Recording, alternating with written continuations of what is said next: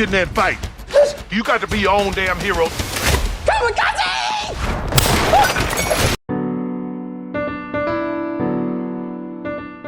Hi everyone, welcome to Smack Reviews. If you love our honest reviews, smack that subscribe button so you never miss out. It's no secret that when it comes to the Tyler Perry movies, especially the Madea movies, and even the spin-offs, all face a common criticism where it always feels more of the same with the plots always following the same structure. A family or someone's life is messy. Madea eventually shows up, chaos happens, people learn a lesson, and all ends happily ever after. So, with Tyler Perry's latest entry in the Madea franchise, a spin-off called Joe's College Road Trip. I wasn't too sure what to expect going into this since I went into this blind without having watched any trailers, so I was expecting the same formula and feelings as though I've watched every other Madea movie that he's released. Instead, we get a refreshing spin-off that honestly might be the best Madea movie or spin-off that Tyler Perry has released. Let's get into it. The plot primarily centers on Brian's father Joe and Brian's son BJ. BJ is about to leave for college and Brian starts to worry that he has raised him to be far too sheltered with no real-world experiences and hasn't done enough to teach his son about their black heritage, especially the struggles and sacrifices that previous generations endured. Feeling like he's failed in those areas, Brian turns to Madea and Joe for advice, and in typical Madea fashion, she comes up with a solution. Instead of BJ traveling with his classmates to tour a college campus in California,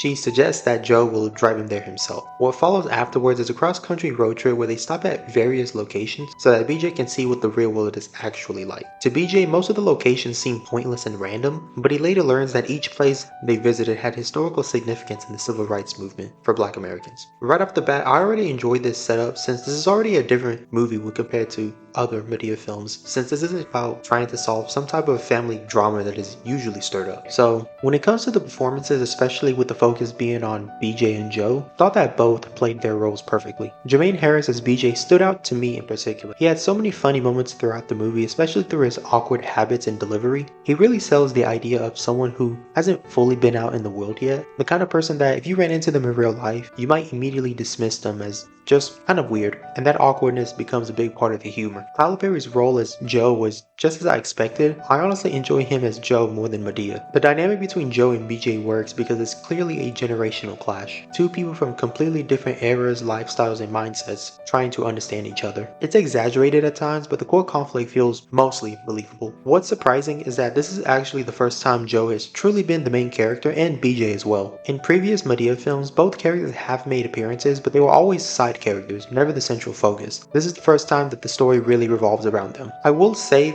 that since this wasn't a theatrical release and was released on Netflix, the general tone of the movie leans much harder into vulgarity, primarily from Joe's character. In fact, the movie opens up by literally warning the audience how many times Joe is going to say certain curse words. That immediately signals that this isn't the typical Madea experience. Most Madea films have stayed within the PG-13 rating, and I'll be honest, I didn't even know that this was going to be rated R going into it. It wasn't until I was actually watching the movie that I realized, okay, yeah, this is clearly rated R. The tone in general is more raunchy, the language is more explicit, and it pushes further than anything we've really seen in a Madea movie before, making it only the second movie in the Madea franchise to be rated R. The first was a Madea Homecoming, while every other entry remained PG-13. There may be some people that might get put off by this, while others that might not mind. Now, as far as the general direction and events that happened were about what I expected, but some moments stood more than others. Early on, there was a scene between Brian and Joe where Brian had reminded him of some of the stuff that Joe put him through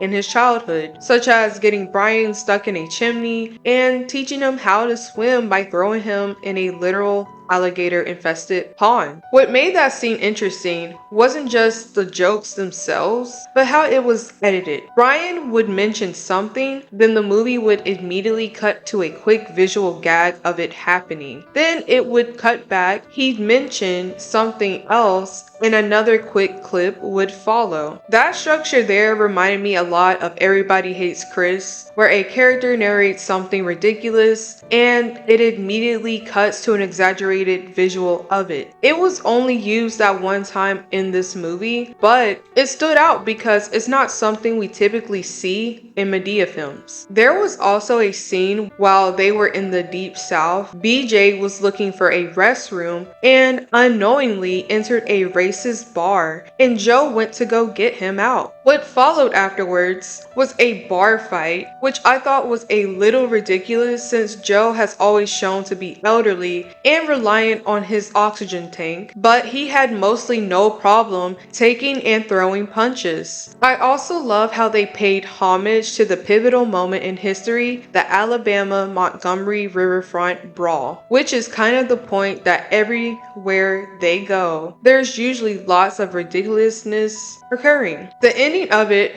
was also ridiculous since there was a scene where they were being chased by these human traffickers because they were helping a S worker named Destiny. They were being shot at, but BJ decided to stand up to them and gave a speech, which afterwards they ran away. At first it seemed like his words made them go away, but in reality they saw the large law enforcement presence approaching in the distance, and that's why they ran away. But I think we all get the point. Speaking of the ending, I also felt that the movie ended in a really awkward way. The road trip still wasn't over, and the last thing they mentioned was that they were headed to Vegas, and we see them essentially driving off into the sunset, and it just suddenly ends right after that. It's kind of weird to end a road trip movie without actually seeing the road trip conclude. And yes, I also get that the ending showed BJ telling his dad essentially he's not as sheltered as he thought he was, and he's more aware of what the real world can be like.